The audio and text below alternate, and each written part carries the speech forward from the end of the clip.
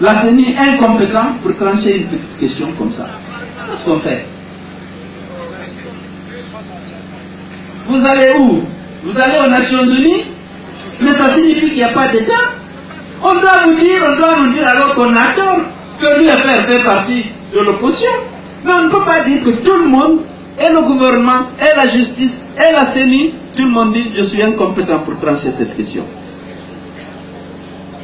À l'Assemblée, il n'y a pas de dialogue, il n'y a pas de débat. Vous allez, notre Assemblée nationale est ridicule.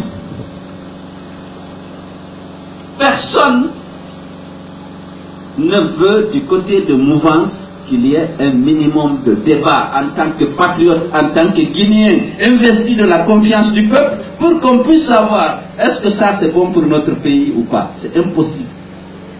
Les députés de l'URPG attendent quelle est la consigne. Le président de l'Assemblée demande quelle est la consigne. Un exemple frappant, on nous envoie la convention avec Rissard, qui traite de Diandiang et de Fria. On envoie la convention, il faut voter ça aujourd'hui, tout de suite. Le président va à Moscou, il doit aller présenter ça à Poutine. Mais je dis, mais ça engage l'État.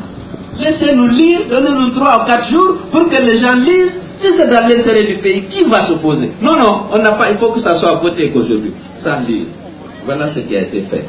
Est-ce que ça, c'est un parlement responsable? C'est bon, on veut que les projets soient mis en œuvre, que Fria soit relancé, mais on veut savoir les conditions en tant que député.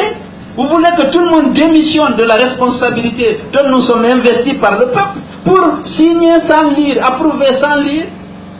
Voilà comment fonctionne notre Assemblée. On a inscrit la CENI, le code électoral. Vous savez qu'il y a plein de problèmes. Toutes les missions d'observation de 2013, de 2015, ont souhaité que cette CENI soit réformée. Et on a négocié, c'est un accord politique.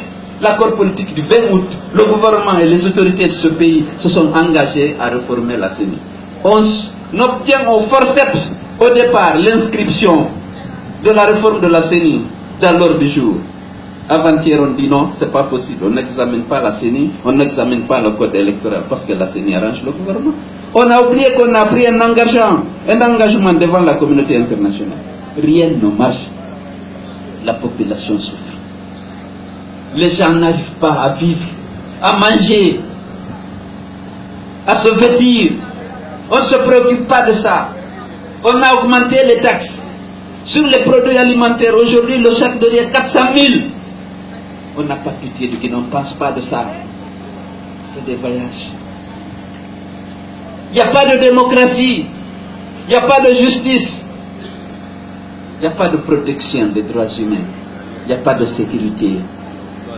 Et rien, il n'y a aucun signal, aucune visibilité pour montrer qu'on avance vers une direction.